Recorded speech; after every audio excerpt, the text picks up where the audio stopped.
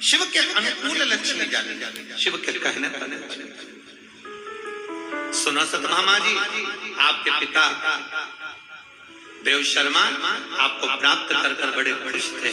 सोचा किस बेटी का विवाह करूं, तब उन्हें स्मरण में आया मेरा एक मित्र है पर वो प्राण त्याग कर चले गया है, उसका एक बेटा है जिसका नाम चंद्र,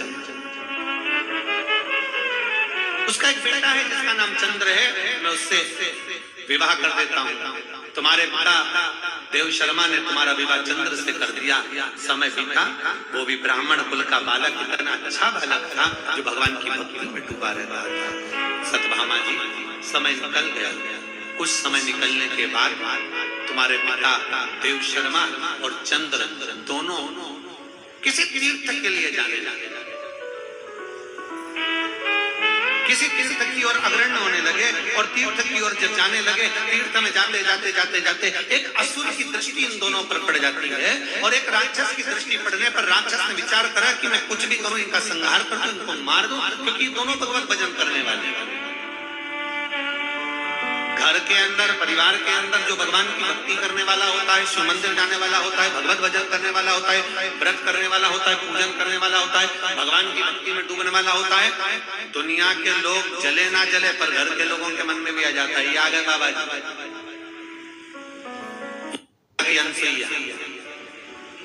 ये आ गई शुगर वाला महाराज की चेली, ये आ गए शंकर जी के भगत, अब ये बहुत ज्ञान देंगे, बहुत समझाएंगे।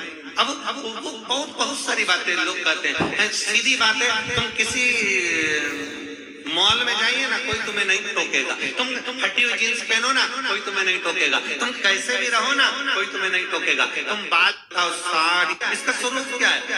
और कह देते हैं ये हमारे पति दोनों जा रहे थे, इतने में संस्कार हो, ये हमारे संस्कार है, ये हमारे जीवन का एक सुख है, हमारे जीवन का एक आनंद है। सतभामा जी, तुम्हारे पिता और तुम्हारे पति दोनों जा रहे थे, इतने में एक असुर की दृष्टि पड़ गई और उन्होंने उनको समाप्त कर दिया। दोनों तीर्थ करने जा रहे थे, भगवत भजन करने जा रहे थे, इसलिए कहीं ना कहीं शिव तत्व को उन्होंने प्राप्त करा था, इसलिए भगवान भोलेनाथ की कृपा हुई और नंदी लेकर शंकर भगवान पधारे और तुम्हारे पिता और तुम्हारे पति दोनों को नंदी पर बिठाकर शिव कैलाश लेकर चले। तुम अकेले, सतभामा जी, तुम्हारे आंखों में रुदन था, नेत्रों से जल बह रहा था, एक तरफ पिता चले गए, दूसरी तरफ पति चले गए, बेधक का जीवन कैसे जियोगी, रोती बिलकती, आंखों से आंसू बहाती, करूं तो करूं क्या, कहां जाऊं, किससे कहूं। जब व्यक्ति अकेला पड़ जाता है, सब जगह से छूटकर अकेला जब हो जाता है, तब उस परमात्मा को याद आता है, तब उस भगवान को याद आता है। कितना विचित्र जमाना है। पहले के समय में मंत्र चलते थे,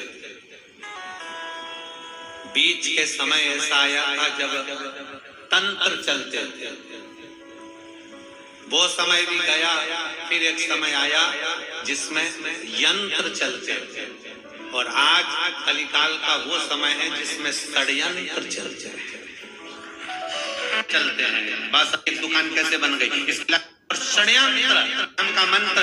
और शिव तत्व कहता है, भगवान शंकर की पावन कथा कर रही है, भगवान का ये पवित्र 3 दिवसीय शिव चर्चा में प्रथम दिवस की चर्चा कर रही है कि सतभामा जी, तुम्हारी आंखों में जल भर गया कि क्या करती, विचार कर कर समय बीतता गया, कार्तिक का महीना आ गया, दामोदर मास आ गया, तुम कहाँ जाओ, तुम्हारे स्मरण में आया कि मेरे पिता शंकर की आराधना करते थे, इसलिए सतभामा जी तुम शिव के मंदिर जाना प्रारंभ कर दी, शंकर की आराधना करना प्रारंभ कर दी। शिव की ऐसी आराधना करी कि शंकर को जल चढ़ाकर जब तुम आती थी तो एक आंवले के वृक्ष के नीचे जल चढ़ा देता, आंवले के वृक्ष के नीचे से आती थी और घर में प्रवेश कर जाता।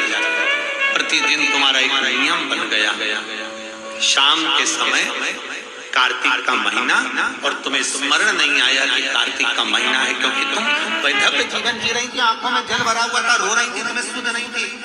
कब कार्तिक आया तुम्हें मालूम नहीं पड़ा, कब दामोदर मास आया तुम्हें मालूम नहीं पड़ा, और कार्तिक के महीने में तुमने दीप दान करना प्रारंभ करा।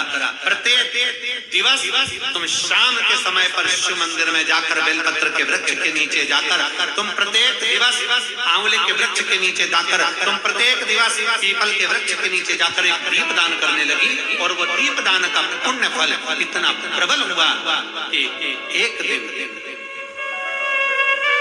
चलते चलते तुमको किसी असुर ने फिर देखा और तुम्हारे प्राणों को हर लिया।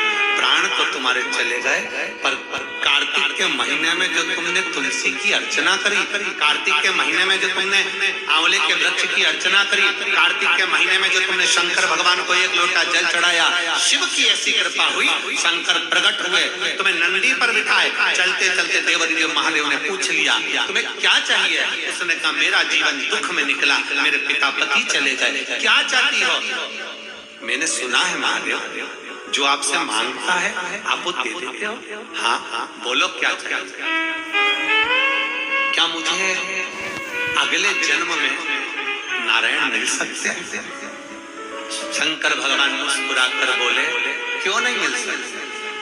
तुमने कार्तिक महीने में मेरे मंदिर में दीपदान किया है, एक लोटा जल समर्पित किया है, तुमने तुलसा महारानी का पूजन किया है और कार्तिक के आनंद का जीवन जिया है, इसलिए वर देता हूँ अगला जन्म जब तुम्हारा होगा तुम्हारे लिए ही भगवान स्वयं नारायण द्वापर में कृष्ण अवतार लेकर आएंगे और तुम उनकी अर्धांगिनी सतभामा बनोगे।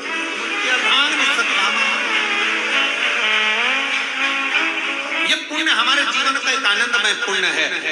सतभामा जी ने कई बार भगवान कृष्ण से पूछा ये पुण्य की प्राप्ति, ये सुंदर कल्प वृक्ष की प्राप्ति मुझे कैसे हो गई? तो भगवान ने कहा तुमने 5 दिवसीय जो कार्तिक महीने का कृष्ण पक्ष का जो आनंद और शुक्ल पक्ष का जो आनंद लिया है उसका ही फल है। और उसी कार्तिक के महीने की दीपावली पर्व, लोग कहते हैं दीपावली एक दिन की है।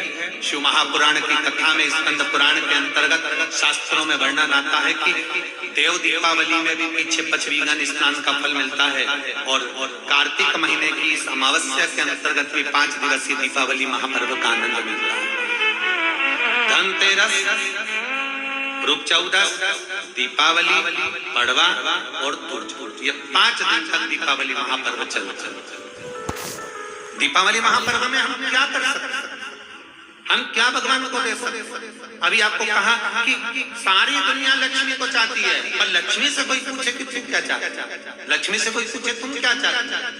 तो लक्ष्मी जी भी कह देगी बस मैं इतना चाहती हूँ कि महादेव के प्रति, भगवान के चरणों के प्रति आपका विश्वास जहाँ पर बढ़ा, आपका विश्वास जहाँ प्रबल हुआ, लक्ष्मी जी कहती है वहां पर मैं हमेशा खड़ी और तुम्हारे घर में रहूंगी।